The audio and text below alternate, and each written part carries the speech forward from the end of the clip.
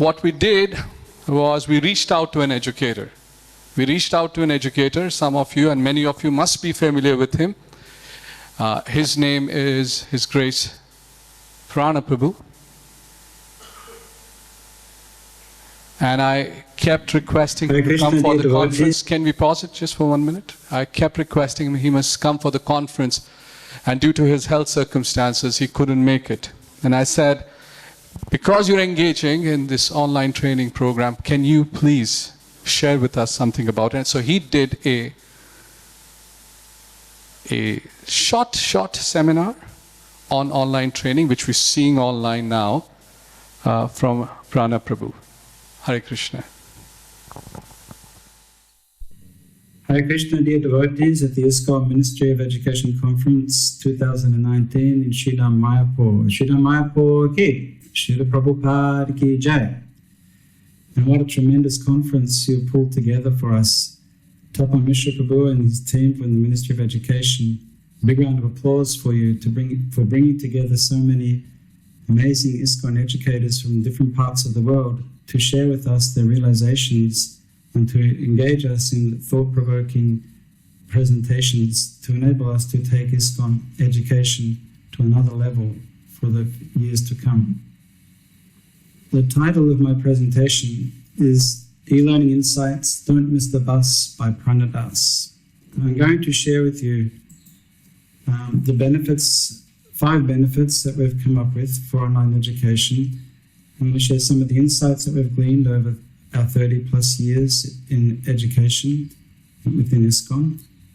And I'm going to share 2 samples of work which we consider to be exemplars or which demonstrate best practices in online learning. 12 months ago, I was diagnosed with a stage 4 prostate cancer and spent most of the last year in surgeries, chemotherapy, and Ayurvedic treatments, taking various medicines and attending unlimited doctor's appointments in oncology. Recently, I received the good news that the cancer is currently not active in my system, and I have a reasonably clean bill of health, all things considered. Over the last 12 months, having been taken out of my usual day-to-day educational pursuits, running schools or helping to run schools, open schools in ISKCON, I've had to think deeply about how I would continue to contribute to ISKCON education. And one of the obvious ways I can do that now with the less energy and the health challenges that I face is to develop my skills in online education, which I've been doing, which I'd like to share with you today.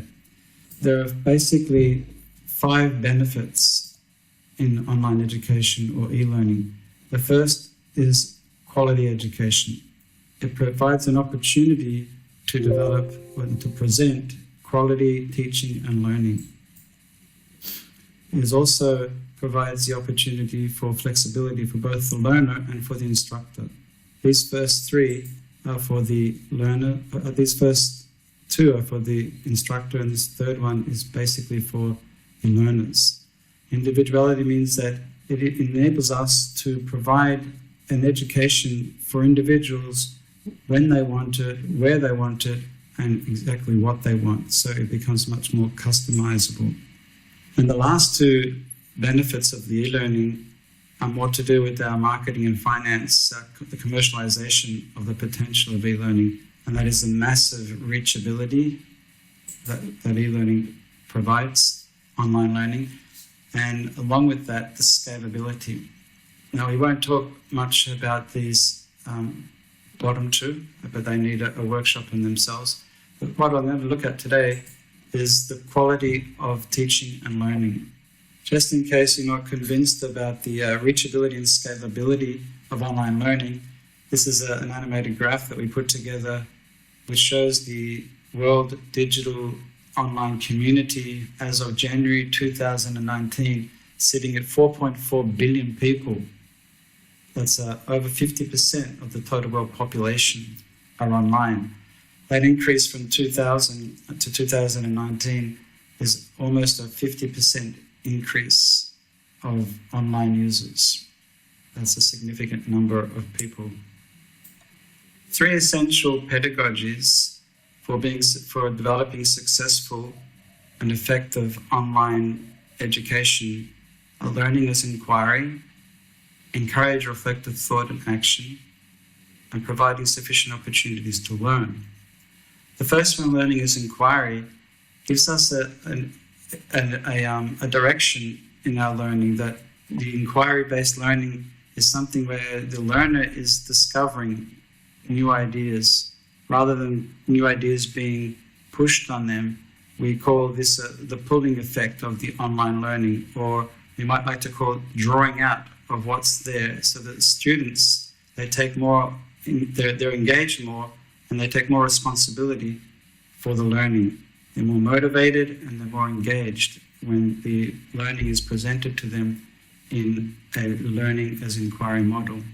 Now, sometimes you might say that online learning, we couldn't develop a relationship with our online learning community, we couldn't develop reflective thinkers, it wouldn't be very effective in terms of behavioral change, etc. But here, I'd like to present a case for the fact that online learning does in fact encourage reflective thought and action. And I'm going to show a sample today of a scenario-based learning that is very much supportive of and encourages reflective thought and action. Online learning has a tremendous capacity for providing opportunities to learn, multiple opportunities to learn the concept, because the learner has the ability to pause, to hit the pause button, to replay, to go over information, to go to different parts of the course or the lesson or the learning that require more deeper thought and more reflection, to proceed forward in terms of where they need to go for the next steps. Keep these 3 pedagogies, effective pedagogies, in mind when we view our 2 samples. Here's 2 terms that are important to understand and get come to terms with on the online learning platform. Educators are very fond of acronyms, and online learning has provided us with another truckload of acronyms.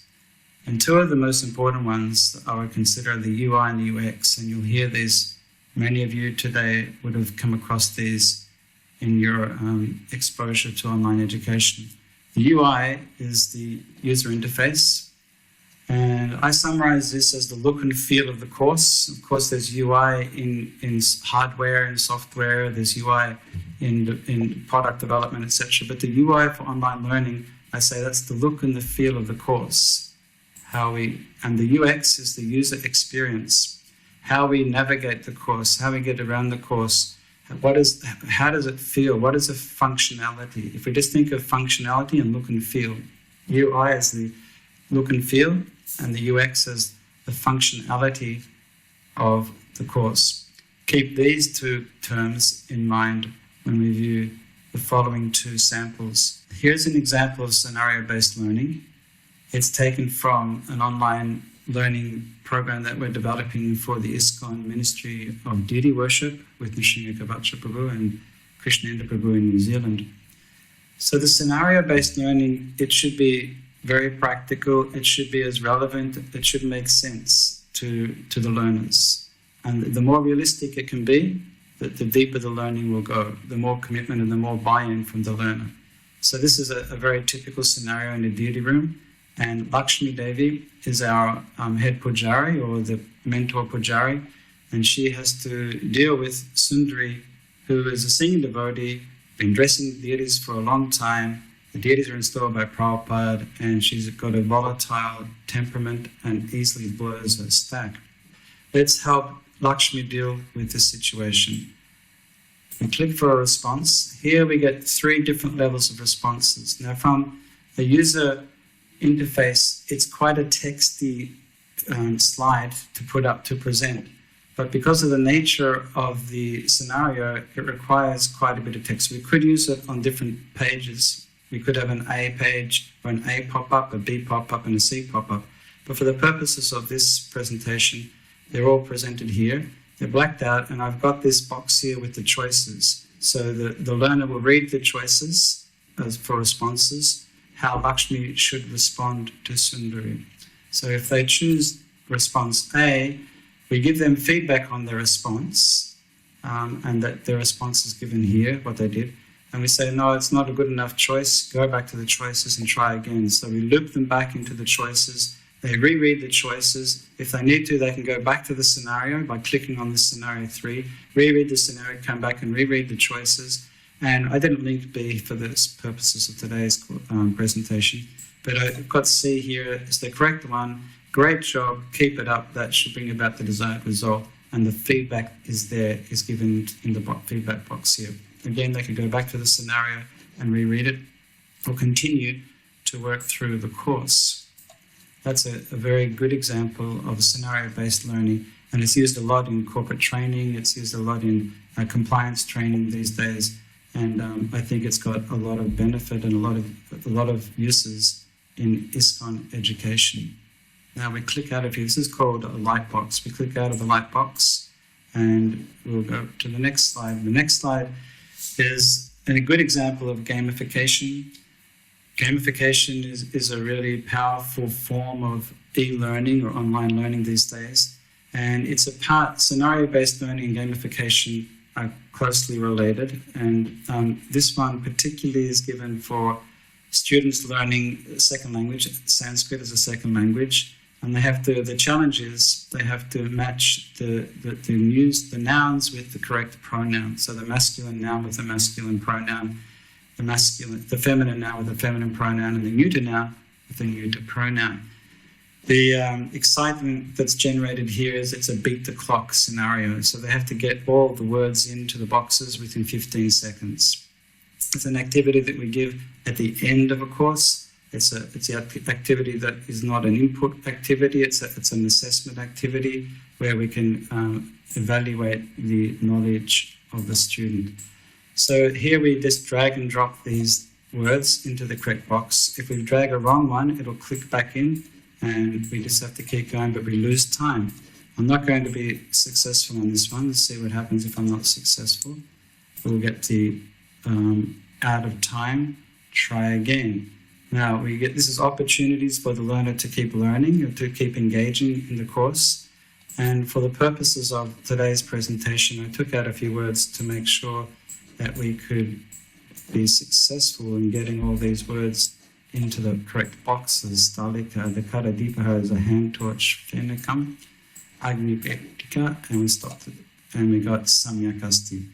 So this is a really good example of a high energy course that we can put into our online courses, e-learning courses.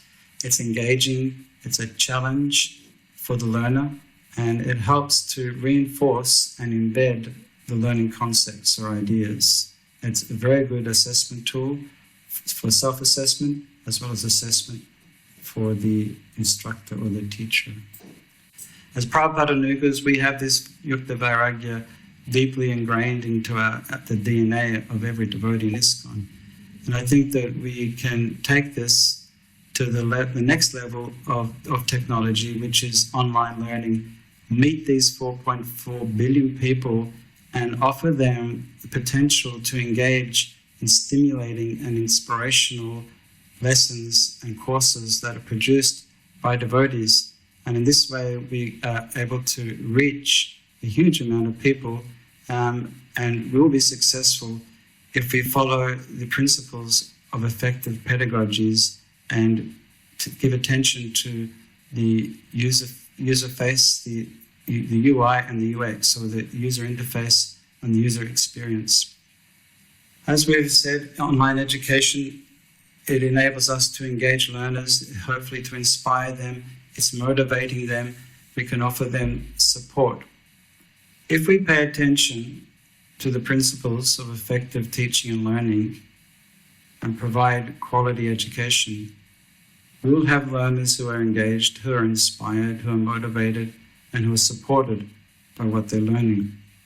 If we do online learning, we should do it well. That's my point. Follow the distilled wisdom of best practices of teaching and learning, and embed these principles into our online offerings, or else miss the bus. Hare Krishna, and thank you very much. Srila Prabhupada ki. Best practices in education are underpinned by effective pedagogies. Thank you so much, Prana Prabhu. I'd like to inform you that there are right now 50 devotees from around the world who are watching this online while you were giving this seminar. So thank you for sending this through. I request all the devotees who gathered here, in the spirit of wishing Prana Prabhu a quick recovery from what he's gone through, if we can all gather together and chant a loud Hare Krishna to him. Can you turn the camera towards the devotees? Hare Krishna, Krishna Krishna, Hare Hare, Hare Rama, Rama Rama, Hare Hare. One more time, please. Hare Krishna, Krishna Krishna, Hare Hare, Hare Rama, Rama Rama, Hare Hare. Thank you so much.